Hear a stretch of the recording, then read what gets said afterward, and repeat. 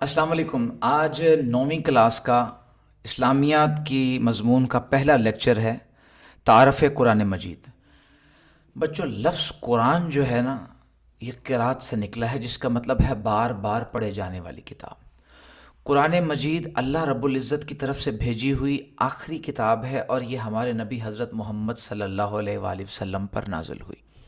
قرآن مجید ایک ایسی کتاب ہے جس کی حفاظت کا ذمہ خود اللہ رب العزت نے لیا، اور فرمایا انا نحن نزلنا الذکر وانا لہ لحافظون، بے شک ہم نے ہی اس قرآن کو نازل کیا اور ہم ہی اس کی حفاظت کریں گے۔ اب اس کی عالمگیریت کیا ہے؟ عالمگیر وہ ہوتا ہے جس نے تمام جہانوں کو گھیرا ہوتا ہے۔ قرآن نازل ہوا ہے میرے آقا روحی فدا صلی اللہ علیہ وآلہ وسلم پر، تو آپ صلی اللہ علیہ وسلم اللہ کے آخری نبی ہیں۔ آپ کی رسالت تمام جہانوں کے لیے ہے۔ اگر میرے آقا کی رسالت تمام جہانوں کے لیے ہے تو آپ پر اترنے والی کتاب بھی قیامت تک کے لیے انسان کی ہدایت کا منبع اور ذریعہ ہے۔ اگلا عنوان ہے قرآن مجید کی جمع و تدوین کیسے ہوئی، تو غور سے سنیں۔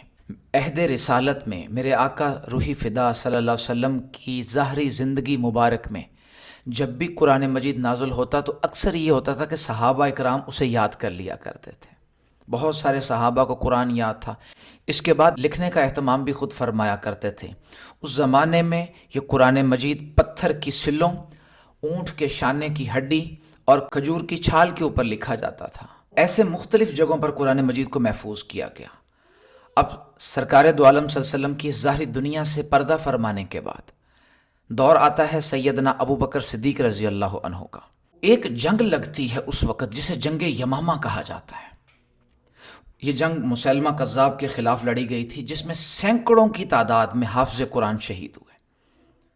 اور جب یہ خبر مدینہ پہنچتی ہے امیر المومنین کو، تو آپ فرماتے ہیں کہ اگر ایسے ہی سارے حافظ قرآن شہید ہوتے گئے تو کہیں یہ نہ ہو کہ قرآن مجید کا کوئی حصہ ضائع ہو جائے۔ آپ نے حضرت عمر فاروق رضی اللہ عنہ اور جلیلۃ القدر صحابہ کی مشورے سے ایک کمیٹی قائم کی حضرت زید بن ثابت کی قیادت میں، اور انہیں کہا قرآن مجید کو جمع کرنا شروع کریں۔ کچھ حفاظ اکرام بیٹھے، انہوں نے قرآن مجید کو جمع کرنا شروع کیا۔ حضرت زید بن ثابت کا انتخاب اس لیے کیا گیا کہ آپ صلی اللہ علیہ وآلہ وسلم کے دور میں بھی حضرت زید بن ثابت قرآن مجید کی آیات کو لکھا کرتے تھے۔ اب اس کمیٹی نے انتھک کام کیا، قرآن مجید کو جمع کیا، مختلف حفاظ بیٹھے، اور یہ کام مکمل ہوا۔ صفوں کی صورت میں ایک نسخہ قرآن مجید کا تیار ہوا۔ سیدنا ابو بکر صدیق رضی اللہ عنہ کی وفات کے بعد یہ نسخہ حضرت عمر فاروق رضی اللہ عنہ کے پاس آ گیا۔ آپ کی شہادت کے بعد یہ قرآن مجید کا وہ نسخہ ام المومنین، جو آپ کی بیٹی تھیں اور ام المومنین بھی تھیں، حضرت حفصہ رضی اللہ عنہ، ان کے پاس آ گیا۔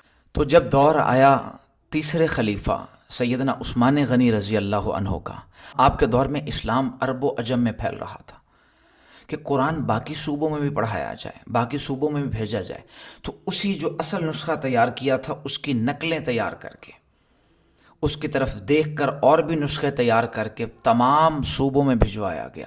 کیونکہ اجمی لوگ جو عرب نہیں تھے، عرب کے لوگوں کی تو زبان تھی نا عربی، تو جو اجمی تھے، جو عربی نہیں تھے، غیر عرب تھے، انہوں نے قرآن کس لہجے میں پڑھنا ہے، اس لیے قرآن کی تدوین کی گئی، اور قرآن مجید کو تدوین کے ساتھ باقی تمام صوبوں میں پہنچایا گیا۔ سب مسلمانوں کو ایک قرات پر متحد کیا گیا۔ یہ جتنی چیزیں میں نے بتائی ہیں، اس میں آپ کے سارے شارٹ کویسچنز بھی اسی میں آ جاتے ہیں، آپ کے MCQs وغیرہ بھی آ جاتے ہیں، اور اس کے علاوہ اگر آپ نے لانگ کویسچن لکھنا ہے، اگر اس کو کہانی کی صورت میں اور ایک آیت کے حوالے کے ساتھ لکھیں گے، تب بھی انشاءاللہ آپ کے نمبر پورے ملیں گے۔